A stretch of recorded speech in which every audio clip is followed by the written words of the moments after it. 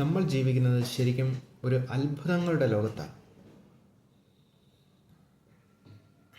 ഇവിടെ ഓരോ കാര്യവും ഓരോ ദിവസവും കണ്ടുപിടിച്ചുകൊണ്ടിരിക്കുന്നത്. അതായത് മനുഷ്യൻ എന്തോരം കണ്ടുപിടിച്ചിട്ടുണ്ട് എന്ന് ചോദിച്ചു കഴിഞ്ഞാൽ അത് ഒന്നും എത്തിയിട്ടില്ലെന്നുള്ളതാണ് യാഥാർത്ഥ്യം. അതായത് മനുഷ്യ മനസ്സിന് ഗ്രഹിക്കാൻ കഴിയുന്നതിലും, അതായത് മനുഷ്യ മനസ്സിന് മനസ്സിലാക്കാൻ കഴിയുന്നതിലും അതിശക്തമാണ് പ്രപഞ്ചത്തിൻ്റെ നിയമം. അതായത് നമ്മളിന്ന് ഏത് സയൻസിലെത്തി നിൽക്കുന്നു എന്ന് ചോദിച്ചു കഴിഞ്ഞാൽ അത് ക്വാണ്ടം സയൻസിലാണ്, അതായത് ക്വാണ്ടം ഐഡിയോളജിയാണ്. കാരണം നമ്മളിപ്പം നമ്മുടെ ഒരു സ്കൂൾ വിദ്യാഭ്യാസം എടുത്തു, ഇവിടെ ഇതുവരെ നമ്മളെ പഠിപ്പിച്ചുകൊണ്ടിരിക്കുന്ന ഐൻസ്റ്റീൻ്റെ തിയറി, ന്യൂട്ടൻ്റെ തിയറി, ഐൻസ്റ്റീൻ്റെ തിയറി, ഇങ്ങനെ ഒരുപാട് കാര്യങ്ങൾ ഫിസിക്സ് ഫീൽഡിൽ പഠിപ്പിക്കുന്നുണ്ട്. അതിനുള്ള തിയറി മാത്തമാറ്റിക്സിലൂടെ കണ്ടെത്താൻ മാത്തമാറ്റിക്സ് പഠിപ്പിക്കുന്നുണ്ട്. കണ്ടെത്തുന്ന ലോകങ്ങളെക്കുറിച്ച് കെമിസ്ട്രി ഉണ്ട്. ഇങ്ങനെ ഒരുപാട് സയൻസ് ഉണ്ട്. എങ്കിലും നമ്മൾ ഏറ്റവും പുറകിൽ നിന്ന് പതിയെ പഠിപ്പിച്ചാണ് നമ്മൾ കുഞ്ഞുങ്ങളെ കൊണ്ടുവരുന്നത്. പക്ഷെ നമ്മൾ ആരംഭിക്കേണ്ടത് എവിടെയാണ്? നമ്മൾ ആരംഭിക്കുന്നത് ഇന്ന് അപ് ടു ഡേറ്റ് ആയ കാര്യങ്ങളിലാണ്. അതായത് ഇന്ന് പ്രപഞ്ചത്തെ നിയന്ത്രിക്കുന്ന ശക്തി എന്ത്? അത് ക്വാണ്ടം ഫിസിക്സ് ആണ്. ഒരു ക്വാണ്ടം ഫിസിക്സ് ഞാൻ പറയുന്നു, എൻ്റെ ഒരു അഭിപ്രായം പറയുന്നത്, ഏറ്റവും ചെറുപ്പത്തിൽ തുടങ്ങണം. എന്നിട്ട് ബാക്കിലേക്ക് പോകുന്നത് കണ്ടുപിടിക്കണം. ബാക്കിലെ തിയറികൾ പറഞ്ഞ് മനസ്സിലാക്കി എടുക്കണം. ക്വാണ്ടം ഫീൽഡിൽ നിന്നുകൊണ്ട് ബാക്കിലേക്ക് പോകുന്നതാണ് എപ്പോഴും എളുപ്പം. അല്ലാതെ ബാക്കിൽ നിന്ന് ഓരോ സ്റ്റെപ്പായിട്ട് നമ്മൾ കയറി അതിൻ്റെ പകുതി എത്തി ഈ മണ്ടത്തരങ്ങൾ മുഴുവൻ പഠിച്ച് എന്നിട്ട് ആ മണ്ടത്തരങ്ങളിൽ നിന്ന് ഈ പുതിയ ലോകത്തേക്ക് ചിന്തിക്കാൻ പറ്റുമോ? കാരണം ഒന്ന് ലോജിക്കില്ലാത്ത സയൻസാണ് ക്വാണ്ടം എന്ന് പറയുന്നത്. നമ്മുടെ ലോജിക്കിന് ഉൾക്കൊള്ളാൻ പറ്റുന്ന കാര്യമല്ല. താഴത്തേക്കോ മൊത്തം ലോജിക്ക് വെച്ച് മാത്രം മനസ്സിലാക്കാൻ പറ്റുന്ന കാര്യമാണ്. അതിൻ്റെ ഈ വിടവ് ശരിക്കും നികത്തേണ്ടത് അത്യാവശ്യമാണ്. ഇനി അതുപോലെ തന്നെ ഒരു പ്രധാനപ്പെട്ടാണ് പ്രപഞ്ചത്തിലെ ഊർജത്തിൻ്റെ ഉറവിടമാണ് പ്രപഞ്ചം എന്ന് പറയുന്നത്. കാണുന്നത് മുഴുവൻ ഊർജമാണ്. അപ്പം അതിനകത്തൊരു തിയറി വരുന്നുണ്ട്, white matter and dark matter. നമ്മൾ കേൾക്കുമ്പോൾ സിമ്പിളായിട്ട് തോന്നും, പക്ഷേ വിചാരിക്കുന്ന പോലെ സിമ്പിളല്ല. അതായത് പ്രപഞ്ചം എന്ന മഹാശക്തി ഉണ്ടാക്കിയേക്കുന്നത് ശരിക്കും ഡാർക്ക് മാറ്റർ വെച്ചാണ്. ഇനി വൈറ്റ് മാറ്റർ എന്താണെന്ന് പറഞ്ഞാൽ ഡാർക്ക് മാറ്റർ എന്താണെന്ന് മനസ്സിലാകത്തുള്ളൂ. വൈറ്റ് മാറ്റർ എന്ന് പറഞ്ഞാൽ നമ്മൾ ആകാശത്തേക്ക് നോക്കണം. നമ്മൾ എന്താ കാണുന്നത്? സൂര്യനെ കാണും. ഇനി സൂര്യനില്ലാത്തപ്പോൾ നക്ഷത്രങ്ങളെ കാണും, ചന്ദ്രനെ കാണും. പക്ഷെ എപ്പോഴെങ്കിലും നമ്മൾ ശ്രദ്ധിച്ചിട്ടുണ്ടോ, ഈ രണ്ട് നക്ഷത്രങ്ങൾക്കിടയിൽ ഒരു വലിയ ഗ്യാപ്പുണ്ട്. അതായത് ഓരോന്നും ഓരോ ഭാഗത്ത് ഇങ്ങനെ അടത്തി കുത്തു ഡോട്ട് പോലെ ഇട്ടേക്കുക. ഇതിൽ നമുക്ക് എന്തെല്ലാം കാണാം, അല്ലെങ്കിൽ നമ്മുടെ ടെക്നോളജി വെച്ച് നമുക്ക് എന്തെല്ലാം കാണാം? ഇതാണ് വൈറ്റ് മാറ്റർ. ഇനി അവിടെ ഒരു പ്രശ്നമുണ്ട്. ഓരോ നക്ഷത്രത്തെയും നമ്മൾ കാണാം എന്ന് പറയുമ്പോഴും ഈ നക്ഷത്രങ്ങൾക്കിടയിൽ ഗ്യാപ്പുണ്ട്. ഈ ഗ്യാപ്പുകൾക്കാണ്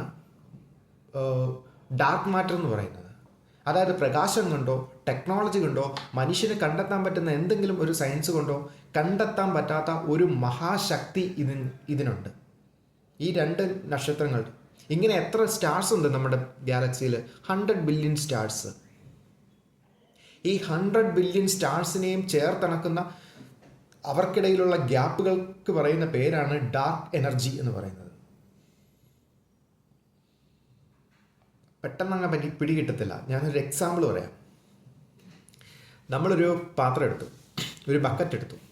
ആ ബക്കറ്റിൻ്റെ അടിയിൽ ആ ബക്കറ്റിലെ വെള്ളത്തെ കറക്കാനുള്ള ഒരു മിഷൻ വെച്ചു.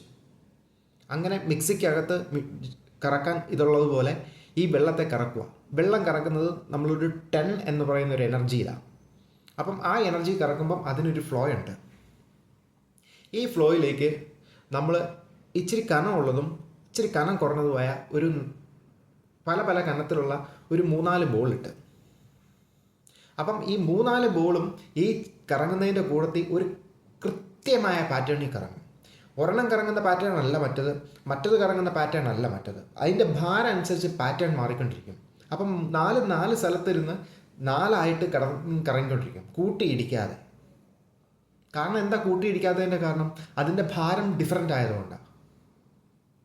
ഇങ്ങനെ കൂട്ടിയിടിക്കാതെ കറക്കുമ്പം നമുക്ക് പ്രകൃതിയിൽ നിന്ന് നമുക്ക് മനസ്സിലാവുന്ന ഭാഷയെ നോക്കിയാൽ മനസ്സിലാവും ഇതിനെ കറക്കുന്നത് ആരാ. ഇതിനെ മൊത്തം കറക്കുന്നത് ഈ വാട്ടറാണ്. ഈ വാട്ടറിൻ്റെ ഉള്ളിൽ കിടന്നാണ് ഇത് കറങ്ങുന്നത്. ഈ വാട്ടറിന് എനർജി ഉണ്ടോ? വാട്ടറിന് എനർജി ഉണ്ട്. വാട്ടറിൻ്റെ എനർജി എന്ന് പറഞ്ഞാൽ ഈ ബോളിനെ ഇത്ര പെർസെൻറ്റേജിൽ പൊക്കി നിർത്തുന്ന ഒരു എനർജിയാണ്. ഇനി ഈ വാട്ടറിലോട്ടൊരു കല്ലിട്ടാലോ, ആ കല്ല് നിന്ന് നേരെ താഴെ ചെല്ലും. അത് ആ കറക്കത്തെ സ്വാധീനിക്കും.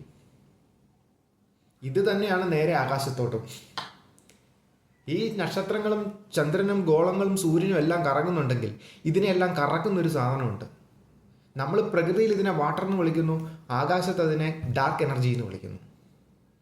പക്ഷെ ആ ഡാർക്ക് എനർജി എന്താണെന്ന് അതിനെ സയൻറ്റിഫിക്കലി ഡിഫൈൻ ചെയ്യാൻ ആർക്കും പറ്റത്തില്ല. ഈ ഡാർക്ക് എനർജി പറയുന്ന പോലെ എല്ലാം ചലിക്കുന്നു. ഇനി ഈ ഡാർക്ക് എനർജിയുടെ ഉള്ളിൽ ഗാലക്സിയുടെ അകത്ത് ഈ വാട്ടറിൽ കരിങ്കല്ല് കിടക്കുന്ന പോലെ ഈ ഇതിൻ്റെ മുഴുവൻ പ്രഷറിനെയും ഉൾക്കൊണ്ടുകൊണ്ട്, അതായത് ഗാലക്സിക്ക് താങ്ങി നിർത്താൻ പറ്റാത്തത്രയും പ്രഷർ വന്ന് ഇതിൻ്റെ ഈ ഡാർക്ക് എനർജിയുടെ ഏറ്റവും ഉള്ളിൽ ചെന്ന് ബ്ലാക്ക് മാസ് അല്ലെ ബ്ലാക്ക് ഹോൾ എന്ന് പറയുന്നൊരു സംഭവം കിടപ്പുണ്ട്. ഇതാണ് ഇതിൻ്റെ സെൻറ്റർ എന്നാണ് പറയുന്നത്. കാരണം അതങ്ങ് താന്നു കിടക്കുക. ഈ സാധനം ഈ മൊത്തം ചലനത്തെ നിയന്ത്രിക്കും. ഇതിനെങ്ങാനും ഒരു അനക്കം സംഭവിച്ചിട്ടുണ്ട്. ഇതിന് ഒരു പ്രത്യേകത എന്ന് പറഞ്ഞാൽ സ്പേസ് ആൻഡ് ടൈം, അതായത് സ്പേസ് ആൻഡ് ടൈം എന്ന് പറഞ്ഞാൽ മൂവ്മെൻ്റ് ഇല്ല, അത് സീറോയാണ്. എങ്ങനെ ഒന്ന് കുലുങ്ങിക്കഴിഞ്ഞാൽ ആ കുലുക്കം ഈ മൊത്തം വാട്ടറിനെയും കരിങ്കല്ല് അടി കിടക്കുന്ന കരിങ്കല്ല് സ്വാധീനിക്കുന്ന പോലെ എല്ലാത്തെയും സ്വാധീനിക്കും. ഇതാണ് അതിൻ്റെ ഒരു പ്രത്യേകത. എത്ര ബ്ലാക്ക് ഹോൾസ് ഉണ്ടെന്ന് ചോദിച്ചു കഴിഞ്ഞാൽ അതും കൃത്യമൊന്നുമല്ല. കാരണം ബ്ലാക്ക് ഹോൾസിലേക്ക് എന്താണ് ഇതിൻ്റെ പ്രത്യേകത എന്ന് പറഞ്ഞാൽ, നമുക്കറിയാം പ്രകാശം എന്ന് പറയുന്നത് റേഡിയേഷൻസാണ്. ഈ പ്രകാശത്തിനൊരു പരിധിയുണ്ട്. ഇത് ബ്ലാക്ക് ഹോളിലേക്ക് ഇതിനെ വിട്ട് കഴിഞ്ഞാൽ ഈ പ്രകാശത്തെയൊക്കെ അത് അബ്സോർബ് ചെയ്ത് കളയും. നമുക്ക് മനസ്സിലാക്കാൻ പറ്റത്തില്ല. കാരണം പ്രകാശത്തിനോ ഇരുട്ടിനോ ശൂന്യതയ്ക്കോ ഒന്നിനും പോകാൻ പറ്റാത്ത വിധം ഭയങ്കരമായ ഗ്രാവിറ്റേഷണൽ പ്രഷറുള്ള എല്ലാത്തെയും അബ്സോർബ് ചെയ്യുന്ന ഒരു മഹാശക്തിയാണ് ബ്ലാക്ക് ഹോൾ എന്ന് പറയുന്നത്. അതുപോലെ തന്നെ ഈ പ്രകാശത്തിന് ഈ ഡാർക്ക് എനർജീനെ കണ്ടുപിടിക്കാനും പറ്റത്തില്ല. ഇതിനെയൊക്കെ കണ്ടുപിടിക്കുന്ന ഫീൽഡാണ് ഈ ക്വാണ്ടം ഫിസിക്സ് എന്ന് പറയുന്നത്, അല്ലെ ക്വാണ്ടം വേൾഡ് എന്ന് പറയുന്നത്. ഈ ക്വാണ്ടം വേൾഡിൽ ഇതിനെക്കുറിച്ച് ഉണ്ടോ എന്ന് ചോദിച്ചു കഴിഞ്ഞാൽ ശരിയാണ്, വെള്ളം കിടക്കുന്ന പോലെ ആകാശത്ത് ഇതിനെല്ലാം അക്കമിട്ട് നിരത്തിയിരിക്കുന്ന ഒരു സംഭവമുണ്ട്. ഇതെല്ലാം കൃത്യം പാറ്റേണാണ് ഫോളോ ചെയ്യുന്നത്. തമ്മി കൂട്ടിയിടിക്കാതെ കൃത്യമായ പാറ്റേൺ. കാരണം ചുറ്റും സൂര്യനെ ഭൂമി ചുറ്റുന്ന ആ റൊട്ടേഷൻ കറക്റ്റ് 365 ദിവസമാണ്, ഒരു മാറ്റമില്ല. ഭൂമിക്ക് കറങ്ങാനായിട്ട് ശരിക്കും അതിൻ്റെ അച്ചുതണ്ടിൽ ഒന്ന് കറങ്ങാനായിട്ട് 24 അവർ കറക്റ്റാണ്, ഷാർപ്പാണ്. ഇനി നമ്മൾ ചൊവ്വായിലേക്ക് ഗ്രഹം വിടുക. എങ്ങനെയാണ് നമ്മൾ വിടുന്നത്? നമ്മൾ ഭൂമിക്ക് സൂര്യനിൽ നിന്ന് ഇത്ര സെൻറ്റിമീറ്റർ അകലെയാവുമ്പം ഇവിടുത്തെ ടൈം 24 ആണെങ്കിൽ അത്രമാത്രം അങ്ങോട്ട് ചൊവ്വായിലേക്കുള്ള ഡിസ്റ്റൻസ് കാൽക്കുലേറ്റ് ചെയ്ത് ഇത്ര വരുമെന്ന അനുമാനത്തിലാണ്.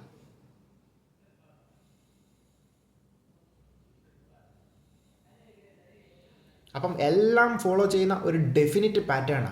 ഈ പാറ്റേണുകളെ നിയന്ത്രിക്കുന്ന എനർജിയാണ് ഡാർക്ക് എനർജി എന്ന് പറയുന്നത്. കണ്ടുപിടിച്ചിട്ടില്ല, ഉണ്ട് എന്ന് മാത്രം അറിയാം. അതിനെ ഡിഫൈൻ ചെയ്യാൻ പറ്റിയിട്ടില്ല. അതിനെ ഡിഫൈൻ ചെയ്തിട്ടുണ്ടെങ്കിൽ അത് ഏറ്റവും പ്രത്യേകത അതിൻ്റെ എനർജീനെ മനസ്സിലാക്കാൻ ശ്രമിച്ചിട്ടുണ്ടെന്നുള്ളത് മാത്രമാണ്. അപ്പം എന്താ സംഭവിച്ചേക്കുന്നതെന്ന് പറഞ്ഞാൽ അതിനോട് ഭാഗമായിട്ട് വരുന്ന ഒരു സയൻറ്റിഫിക്കൽ ഇൻവെൻഷനാണ് ശരിക്കും ജനീവയിലൊക്കെ നടക്കുന്നത്. ലാർജസ്റ്റ് ഹൈഡ്രജൻ കൊളൈഡറിൽ എന്താ നടക്കുന്നതെന്ന് വെച്ച് കഴിഞ്ഞാൽ, ഒരു മേശയോളം ഭാരമുള്ള ഒരു ഡാർക്ക് എനർജിക്ക് അതിനെ കണക്കാക്കി കഴിയുമ്പം അതിന് ഈ പ്രപഞ്ചത്തോളം ഊർജ്ജമുണ്ട് അതിനുള്ളിൽ എന്ന് പറഞ്ഞാൽ നമുക്ക് ഉൾക്കൊള്ളാൻ പറ്റുമോ? അതായത് ഒരു ചെറിയ മേശയോളം ഉള്ള ഡാർക്ക് എനർജിക്ക് ഈ പ്രപഞ്ചം എന്ന മഹാശക്തിയോളം എനർജി ഉണ്ടെന്ന് പറഞ്ഞാൽ, ഊർജം അതിൻ്റെ ഉള്ളിലുണ്ടെന്ന് പറഞ്ഞാൽ ഉൾക്കൊള്ളാൻ പറ്റുന്ന കാര്യമാണ്. അത് ഉൾക്കൊള്ളാൻ പറ്റുന്ന കാര്യമാണ്. പക്ഷേ അതിൻ്റെ ഫാക്റ്റ് അതാണ്, അത്രയും എനർജി ഉണ്ട്. അത് സയൻസ് പോലും ഞെട്ടിപ്പോകും. അതാണ് ഡാർക്ക് എനർജി എന്ന് പറയുന്നത്. ചിന്തിക്കാൻ പറ്റാത്ത ഊർജങ്ങളുടെ കലവറയാണ്. ഇനി ശൂന്യതയിൽ ചെന്ന് നമ്മളെന്താ ചെയ്യുന്നത്? സ്പേസിലേക്ക് നമ്മൾ മിഷൻസുകൾ വിടും. എന്താ, നമ്മളൊരു കൃത്യം പാറ്റേണിൽ കൊണ്ടുപോയി അതിനെ ഇൻസ്റ്റാൾ ചെയ്തിട്ട് പോരും. അതിനെ കറക്കുന്നത് ആരാ? ഈ ഡാർക്ക് എനർജി തന്നെയാണ്. പ്രപഞ്ചത്തെ നിയന്ത്രിക്കുന്ന ഈ റൊട്ടേറ്റിംഗ് പാറ്റേൺ ആണ് അതിനെയും കറക്കുന്നത്. അതുകൊണ്ട് എനർജി വേണ്ട, അല്ലെ പെട്രോളോ ഡീസലോ അടിച്ചു കൊടുക്കേണ്ടി വന്നേനെ. സൂര്യനിൽ നിന്ന് ചെറിയൊരു എനർജി എടുത്ത് അത് പ്രവർത്തിക്കുന്നു. അത് പ്രവർത്തിക്കുന്ന എങ്ങനെ? റൊട്ടേറ്റ് ചെയ്യിക്കുന്നത് ഈ ഡാർക്ക് എനർജിയിൽ തന്നെ കിടന്നാണ് റൊട്ടേറ്റ് ചെയ്യുന്നത്. പക്ഷെ അതിൻ്റെ വഴിയോ പാത്തോ ഒന്നും നമുക്ക് കണ്ടെത്താനുള്ള ടെക്നോളജിയോ അതിനെക്കുറിച്ചുള്ള അറിവോ ഇല്ല. പക്ഷേ ഉണ്ട്. അതുകൊണ്ടാണ് ഭൂമി കറങ്ങുന്നത്, അതുകൊണ്ടാണ് നക്ഷത്രങ്ങൾ കറങ്ങുന്നത്, അതുകൊണ്ടാണ് സൂര്യൻ കറങ്ങുന്നത്. ചലനമില്ലാത്ത ഒന്നും ഈ ഭൂമിയിലില്ല. അപ്പം ചലനമില്ലാത്ത ഒന്നും ഈ ഭൂമിയിലില്ല എന്ന് പറയുന്നത്, ശൂന്യത എന്ന് പറയുന്നത് ഒരു മഹാ എനർജിയാണ് പ്രകൃതിയെ സംബന്ധിച്ച്. എന്ത് ശൂന്യമില്ല എന്ന് പറയുമ്പോഴും നമ്മളിപ്പോൾ വീടിൻ്റെ അകത്ത് നിൽക്കുക. ഇവിടെ ശൂന്യത എന്ന് പറഞ്ഞാൽ ഇപ്പം ഞാൻ ഇവിടെയുണ്ട്, പക്ഷെ എനിക്കൊന്നും കാണാൻ പറ്റുന്നില്ലെങ്കിലും എൻ്റെ ഇവിടെ വാതകങ്ങളുടെ ഒരു മേഖല ഇവിടെയില്ലേ? അതുപോലെ അതായത് ഈ ഡാർക്ക് എനർജിയെക്കുറിച്ച് മനസ്സിലാക്കുകയും ഇതിനെക്കുറിച്ച് ഇന്നോവേഷൻ നടത്തുകയും ഇതിൽ നിന്ന് ഒരു തിയറി ഉണ്ടാക്കുകയും ചെയ്യുമ്പോഴാണ് നമ്മുടെ സയൻസ് ഡെവലപ്മെൻറ്റിലേക്ക് വരാൻ പോകുന്നത്. ഇതാണ് ഇനി അടുത്ത എനർജി സോഴ്സ് എന്ന് പറയുന്നത്. കാരണം അതിലെ എനർജി അൺലിമിറ്റഡ് ആണ്. ഇനി നമ്മൾ ക്വാണ്ടം വേൾഡ് കൊണ്ട് നിന്നിട്ടുണ്ടോ നമ്മുടെ സയൻസിന് ചോദിച്ചാൽ ഒന്നും നിന്നിട്ടില്ല. നമ്മൾ അതായത് ഒരു ആറ്റം വരെ ചെന്നു. ആറ്റത്തിൻ്റെ അകത്തെ ന്യൂട്രോൺ, ഇലക്ട്രോൺ, പ്രോട്ടോണുകളെ സംബന്ധിച്ചുള്ളൊരു തിയറി വരെയാണ് ഈ ക്വാണ്ടം ഐഡിയോളജി എന്ന് പറയുന്നത്. പക്ഷേ സയൻസ് അവിടെ ഒന്നും നിന്നിട്ടില്ല. സയൻസ് പിന്നെയും പോവാ ഉള്ളിലേക്ക് പോകുമ്പം എന്താ, ഈ ആറ്റത്തെ എടുത്ത് വീണ്ടും മാഗ്നിഫൈ ചെയ്ത് കഴിയുമ്പം അതിനകത്ത് വീണ്ടും എനർജി സോഴ്സുകളുണ്ട്. ആ എനർജി സോഴ്സ് വീണ്ടും വീണ്ടും വീണ്ടും മാഗ്നിഫൈ ചെയ്ത് ആറ്റത്തിൻ്റെ സബാറ്റോമിക് ലെവലിലേക്കൊക്കെ ചെന്ന് കഴിയുമ്പം എല്ലാത്തിൻ്റെ അവസാനം ഇരിക്കുന്ന സംഭവം എന്ന് പറയുന്നത് സ്ട്രിങ് ആണ്. സ്ട്രിങ് തിയറി എന്ന് പറയും. അതായത് ഒരു വൈബ്രേറ്റിംഗ് വളയം. ഓറഞ്ച് എടുത്തോ, വൈബ്രേറ്റിംഗ് വളയാണ് അതിൻ്റെ ഏറ്റവും അവസാനത്തെ ഘടകം എന്ന് പറയുന്നത്. അങ്ങനെ ഒരു ഉണ്ട് എന്നൊരു അനുമാനമാണ്. ഇനി ഒരു ഇരുമ്പ് കഷ്ണം എടുത്തോ, അതിൻ്റെ ഏറ്റവും അവസാനത്തെ ആറ്റോമിക് ലെവലിൻ്റെ അങ്ങേ അറ്റം എന്ന് പറയുന്നത് സ്ട്രിങ് ആണ്.